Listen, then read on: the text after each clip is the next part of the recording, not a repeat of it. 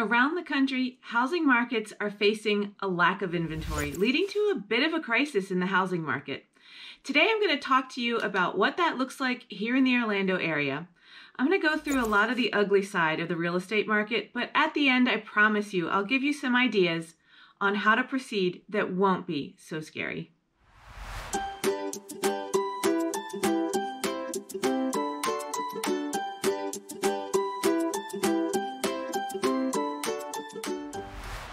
I thought I was prepared for the pace of this real estate market, but the first 3 months of this year have been crazy. Sellers are ecstatic. The buyers who can't get homes are frustrated and disappointed. Although I will say these things almost always work out for the best, and most of my buyers are ultimately pleased that the house that they thought they had to have didn't work out. And the ones that do get a house are thrilled. Let's talk numbers. In Orange County, which is the county that houses Orlando, there are currently 894 single-family homes for sale. That sounds like a lot. However, homes are selling at a rate of 1,340 per month. This means that our current inventory of homes would sell out in about 3 weeks if no new inventory were to come available. This is known as the absorption rate. In a healthy market, meaning one where there is no strong advantage in favor of buyers or sellers, there would be about a 6-month inventory. So 3 weeks versus 6 months. It's a big difference. It's a strong seller's market. Now, I don't want to discourage you from moving to Orlando, but if you're the sort who is kind of on the fence about buying a home and you're just thinking, well, maybe I could just come down to Orlando and take a look at a few houses and see what's available, now's not really the time. Or if you're thinking, as so many are, I'm going to wait until there's a crash and pick up a home cheap then, but maybe I might come to Orlando and check out a few houses now. Again, it's just not the right time. A few weekends ago, for example, I went to view a small beachside pool home. It came on the market late on the Saturday. I got in it about noon on Sunday. I called the other agent at about 12:30 to ask her a question about it, and she told me it was already under contract. You may not even be able to find an agent to help you, as most of us are too busy with the really serious buyers just trying to get a home under contract. Also, if you're the sort of person who has to feel like they are getting a great deal on something and you love to negotiate and you want to start off low and see what the seller says, it's probably not the right market. Sellers are faced with multiple offer situations and they expect you to put your highest and best forward right from the start. So don't expect them to come back to you with a counteroffer. Prices are going up, building costs are rising, demand is high, interest rates are low, and if you're on the fence about buying, now might just not be the right time. So what are you supposed to do if you are a buyer in this Orlando area market? First of all, I think it's really important to gather a great team. Of course, firstly, by that, I mean enlist the help of a realtor that you trust. Yes, of course, I'm going to say get a great realtor, but really, wait, there's more. A skilled realtor will help you be able to gauge the likelihood of you winning in a multiple offer situation and use some of the tools and tricks to help you win the home that you really want. I know immediately, for instance, if you have certain types of financing, your offer is going to be less competitive in that department, but there are ways of making your offer more competitive in other areas, and it's not necessarily related to the offer amount. We are currently beyond the point of including the love letter to the seller describing how cute your family is, or maybe including a photo of you or your pets or your kids in the hopes that this will give you a leg up over the competition. In some cases, actually, these homes have dozens of offers, and your photo may not even make it past the listing agent's inbox. We are using things like escalation clauses, letting the sellers occupy the home for a bit after closing. It's almost carte blanche for the sellers. I mean, the joke right now going around among realtors is that we are just sending over a signed blank offer and letting the sellers fill it out themselves. It's almost that bad. If you're relying on calling the seller's agent to help you see a home, you may find that backfires, as anyone with a really hot listing right now either has their phone turned off completely or is spending the day taking calls from other agents trying to get their clients in to see the home. And a less experienced agent may not know the tricks of the trade, So do choose wisely. Now is not the time to send in incorrectly filled out offers without the proper addenda attached. Your offer could simply get ignored in the pile of well-written offers. Another important member of your team is going to be your lender.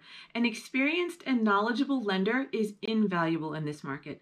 A lender who's willing to go the extra mile and write a letter to the seller or call the seller's agent to reassure them that you are a strong buyer can help your offer win. It's a small gesture, but it definitely can help the listing agent feel confident that the deal isn't going to fall apart because you didn't actually qualify for financing.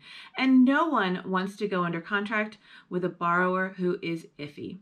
Relatedly, it's also important to read what your lender writes on your pre-approval letter.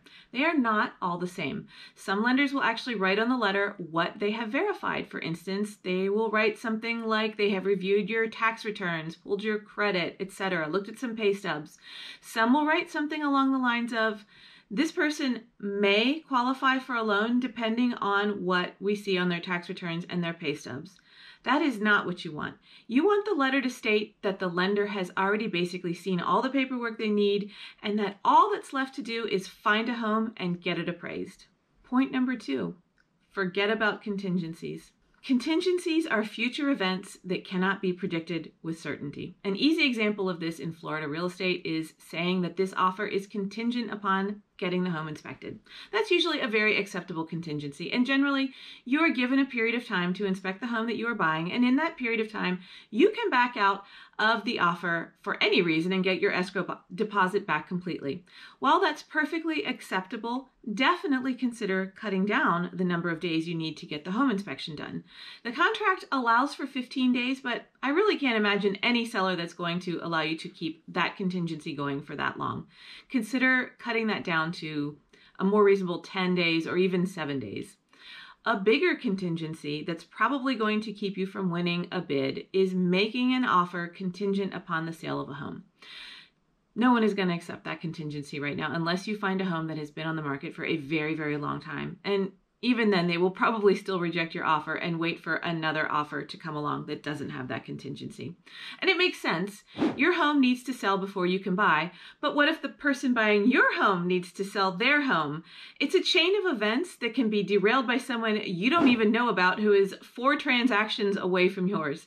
A better scenario is if you have to sell a home, concentrate on that first.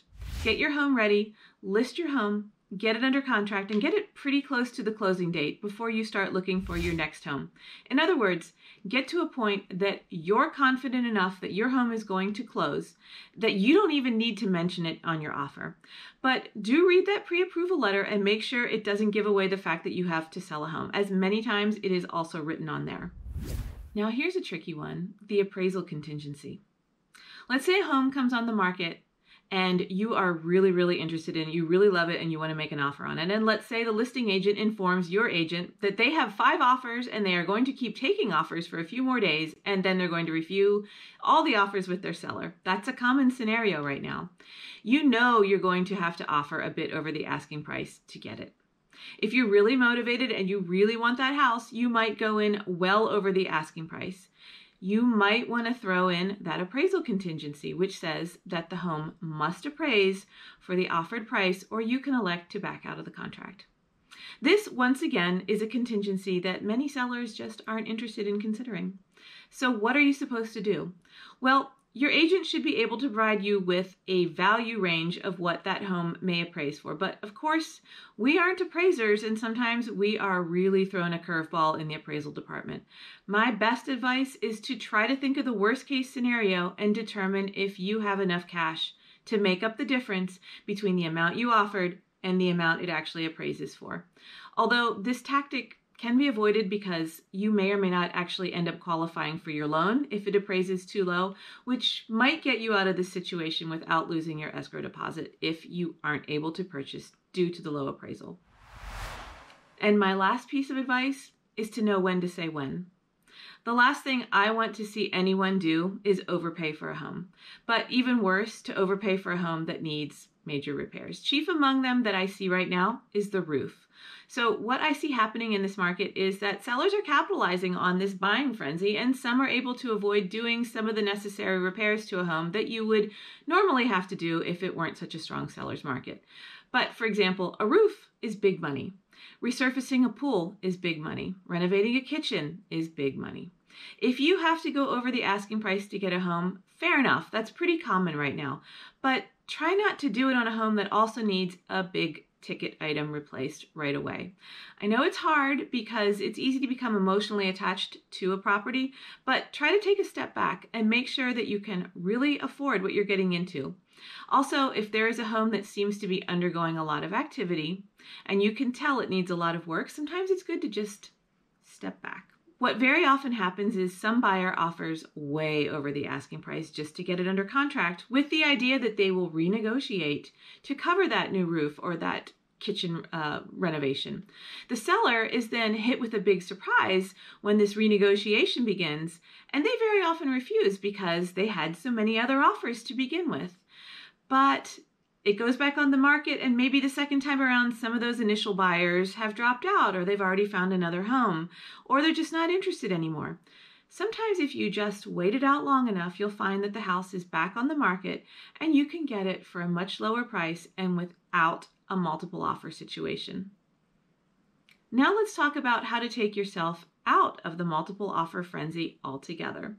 One thing I encourage my buyers to do is to look at homes that have been on the market for a few weeks or a few months. Try to take a look at ones that look maybe not so great on the photos.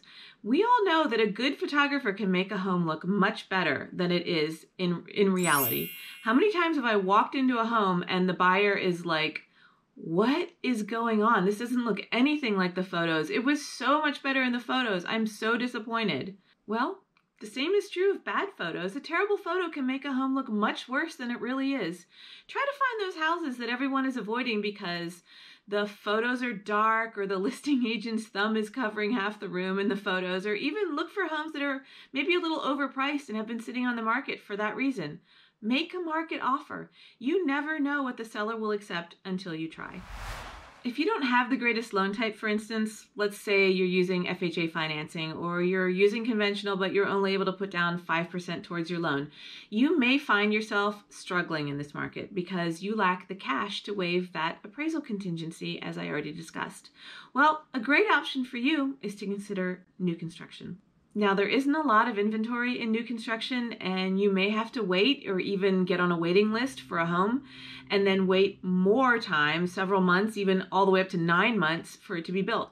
The advantage is, though, the builder is generally not going to put you into a highest and best multiple offer scenario where you're up against a dozen other buyers.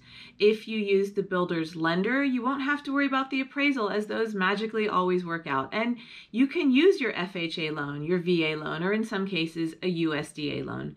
It won't help you if you absolutely have to move right away because there's just not a lot of ready-made inventory right now. But it may take some of the stress off of you if you can't take the bidding wars. We are moving into the summer market, and many buyers are doing their best to get into a home by the start of the next school year. I don't see anything changing in this crazy market anytime soon. Now, if you have any questions about this video or the housing market in general, or you're ready to get started on the process of buying a home and I haven't frightened you out of trying to do it and you'd like my help, do feel free to set up a Zoom call with me. My calendar, as always, is in the description below, and you can set up a Zoom call with me down there. So thanks a lot for watching.